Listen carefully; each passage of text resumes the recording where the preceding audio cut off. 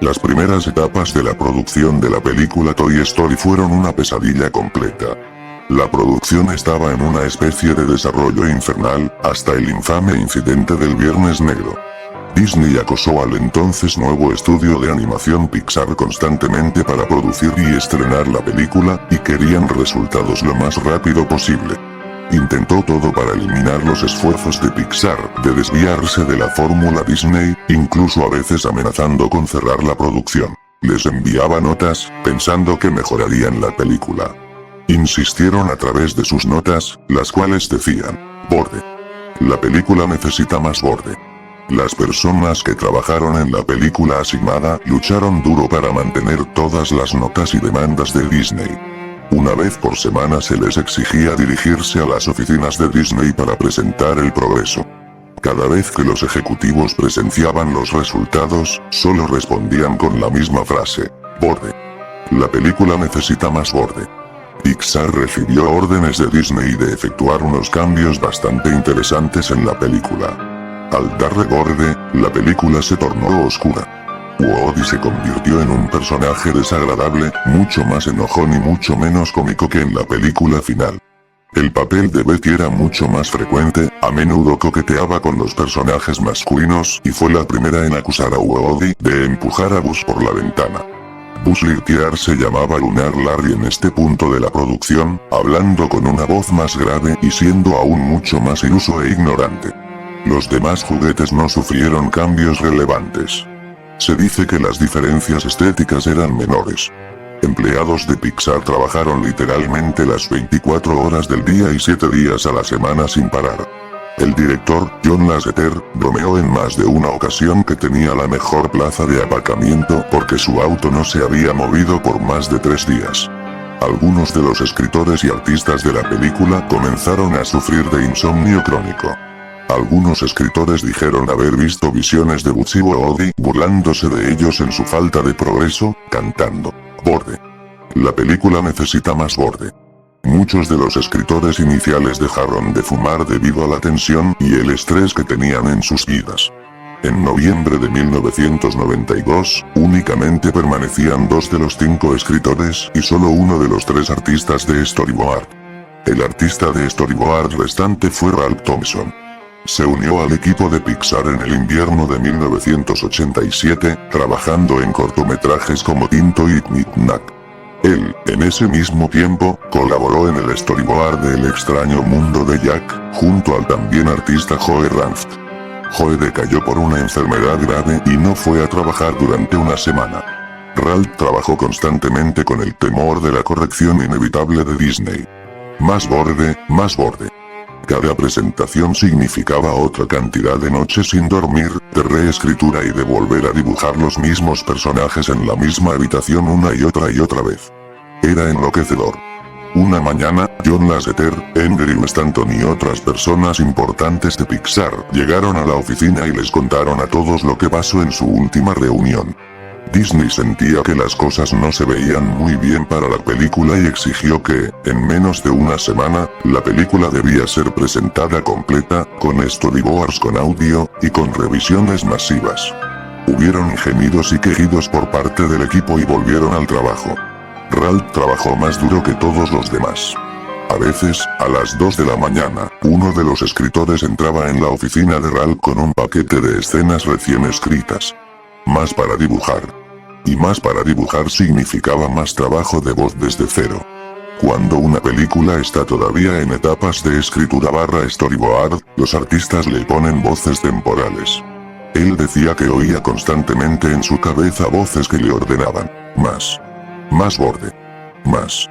Más. Queremos resultados, gente. Más. Esto es un negocio. Más rápido. Más borde. Muévanse, ya. Pensó que cuando Disney le exigía una película con más borde, esta debía ser más oscura, más cínica. Se necesitaba más humor adulto y situaciones propias de adultos. Se necesitaba actitud. Claro. Ralph, maldito retrasado, ¿cómo no pudiste darte cuenta de eso antes? Borde. Cientos de horas inclinados sobre un escritorio, y todo lo que necesitaba era borde. ¿Por qué no escuchaste antes? Una semana después, los Rails fueron trasladados de nuevo con el equipo principal a las oficinas centrales en Disney. Fue un 27 de noviembre del año 1992, Viernes Negro en Estados Unidos. La película fue llevada a la sala de proyección de Disney. El reel constaba de unos 48 y 12 minutos de duración. La película empezó. Andy jugaba a los disparos con Woody. Se dio a entender que se trataba de que la película ocurría en la mente de Andy. La película continuó con pequeños problemas aproximadamente los primeros 20 minutos más o menos, aunque varios gags no parecían adquirir el tono general de la película. Por ejemplo, durante una escena, el señor Cara de Papa se extrajo uno de sus ojos y lo pateó, situándolo debajo del vestido de Betty para mirar por debajo de él. Habían varias escenas de Woody gritándole a los juguetes que ya no se preocuparán por Buzz, Larry, y que le prestaran atención a él, culminando en insultos y actos menores de violencia.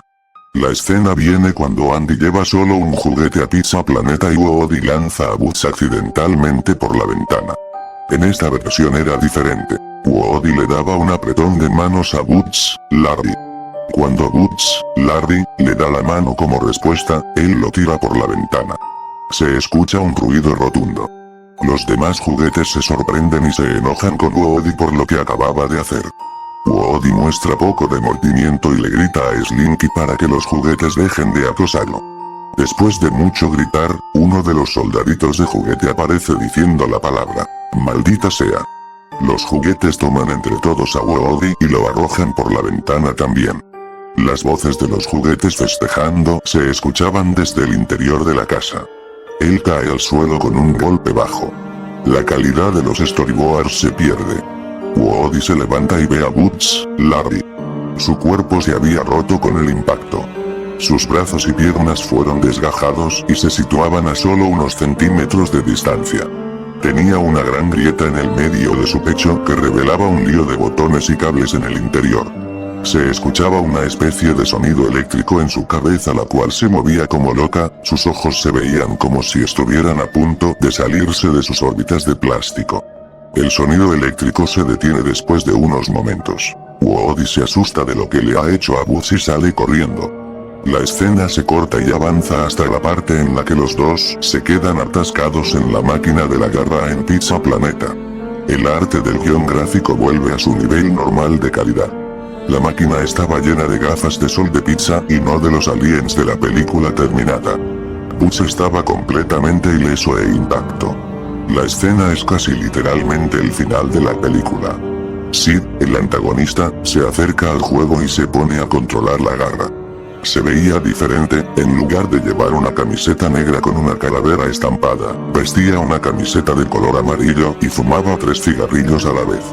La garra apresa a Woody y a Buzz, y luego Sid se posesiona de ellos.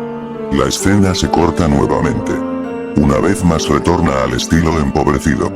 La escena ocurre en el interior de la habitación de Sid. Woody mira alrededor con miedo, caminando de puntillas por la habitación, pero se desmaya después de ver uno de los juguetes mutantes de Sid. El reel ahora mostraba animación de prueba que no tenía nada que ver de los personajes corriendo. Buzz, Larry, corriendo, Woody corriendo y luego los dos corriendo cerca de un minuto. Las imágenes se distorsionaban y aparecía un texto en español en la parte inferior de la pantalla que decía, parecía plastilina que cobraba vida. Ahora había una imagen de Woody de pie delante de un fondo negro y la pelota Pixar rodando en la distancia. La animación ahora correspondía al estilo de animación tradicional de una típica película 2D de Disney. Woody estaba completamente desnudo, con características anatómicamente correctas, mirando directamente a la cámara. Su carne comenzaba a pudrirse con la excepción de sus ojos que permanecían intactos. Woody comienza a gemir en voz baja, lo que quedaba de sus labios comenzó a formar una sonrisa, trozos de su cuerpo se despegaban. Levanta su brazo en descomposición, clava sus dedos en sus ojos, sangre oscura brotaba fuera de sus órbitas.